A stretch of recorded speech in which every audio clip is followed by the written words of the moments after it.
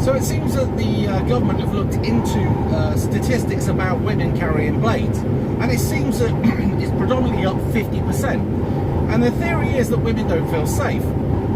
Okay, now there was one child as young as 5 that was arrested for carrying a blade. I'd like to know how that child was out getting arrested or what the situation was there, but I can't get the details, all right? Regardless of that, the feminist side of it is they don't feel safe. Assumably they don't feel safe from men. Well, what men is it? All men? Is it some men? Is it a particular group of men?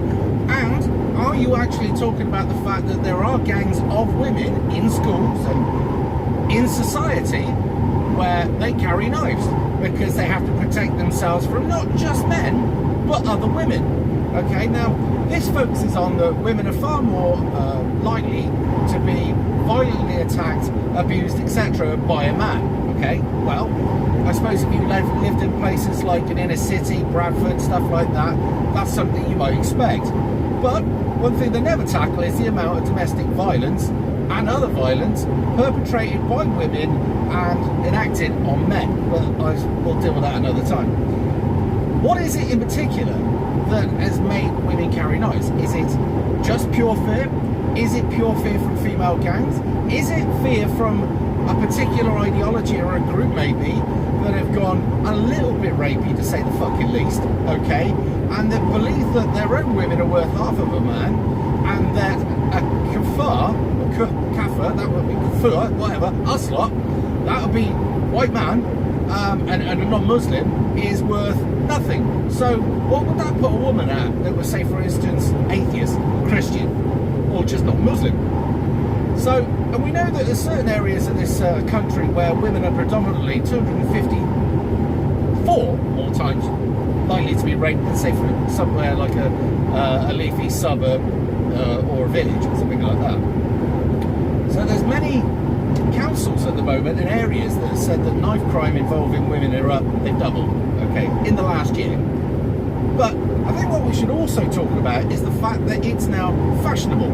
Now, women have said that they don't feel safe, so they're carrying these blades, to which Yvette Cooper came out and said, I understand that you don't feel safe, but it is a crime, okay? And the chances are, and I always said this, if you don't know how to handle a knife, you shouldn't use one. You shouldn't use one anyway, but if you don't know how to handle a knife, the chances are the person opposite you may need to, or may know how to.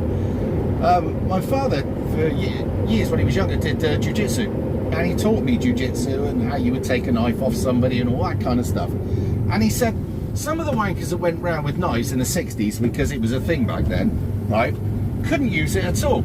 He said he came across one that did, and his jacket got shredded up a bit before he ended up getting the knife off him. We won't tell you what he did to the bloke, but he'll never be holding a knife again. But, and here's the thing, if somebody is having or has a knife, do not try and fight them. Get as far away from that person as possible, all right? You do not want that thing anywhere near you. And I wouldn't advise anybody to carry a knife. Now, I can understand people thinking that if somebody pulls a knife on me and I pull one back, they might think twice about engaging in violence because there's every chance that they might get it visited back on them. I can see that. And this then makes me think, what is it that these kids have got to go through every day stepping outside their front door? Is this female going to do this to me? Is this male going to do to me? Right? Is this group of lads or group of women or group of fucking religious lunatics or whatever? And just getting through the day, the stress and the anguish that this must bring on kids. I am not surprised that the average kids these days, oh my God, what was that? The average kids these days suffer with anxiety and depression because, yeah, we had to deal with bullies when we were at school, and the worst we were going to get usually is beaten to the floor and kicked around a bit. Now, nobody wants that, right? And you do try and avoid it. And there was always the school bully. And the best thing to do with the school bully was always, because I found, because I was one of the smallest in my year, was pick a chair up and wrap it around his head. I wouldn't advise anybody else to do that, but that's how I dealt with the problem, and the problem then went away. However, times moved on, And just simple things like you would leave DNA on anything that you pick up, right? Let alone fingerprints. So if you did do something like that, you'd get fucked. And the chances are, if you were the victim, you'll be the one that's prosecuted, because that seems to be the way things work nowadays. I saw a load of police earlier on and I just couldn't help but dislike them. They might be sound, who knows, but I don't fucking like them anymore. But I have to stress, for the sake of this video, for legal reasons and otherwise, that violence is bad, violence is illegal, avoid violence. But also, try to work out who are going to be violent, if you can, where the situations are, and get the fuck away from them, if you can. I mean, it's not always going to be possible, all right? But while you're in a situation, you must always be looking for exits, right? Things that you can put between you and anybody else, all right? And any signs of aggravation building, because, sorry, you don't want to be around it. What we used to do when I worked on the door, you could hear it starting, and the best thing to do was get in there straight away and stop it before it started, right? But that was door staff. You were trained to deal with certain situations and first aid, and back then not everybody was carrying a knife. Turns out that nowadays, I expect that if you worked on a door, you would have to search everybody coming in because they could be carrying a knife. And I mean, what do they do at school? Why is it, I mean, we thought it was weird in the old days, like you put a metal detector into an airport, but I suppose blowing a plane up, you know, it would have metal components. But nowadays, just going into somewhere like a school, I expect that some of them have metal detectors. How did we ever get to this stage?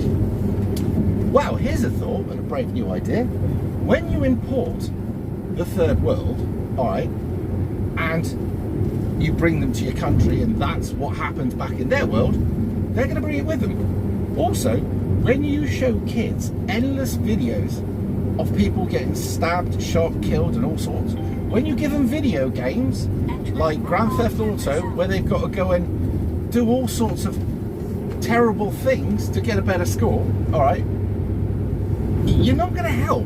When you've got drill music and other sort of shit music, gangster rap, like gangster rap's worse than it used to be when I was younger, but even then they're saying about how they're going to stab this person, cap that person, do this, do that, and it's like, it starts to change your way of thinking. And anybody who says it doesn't is wrong, right?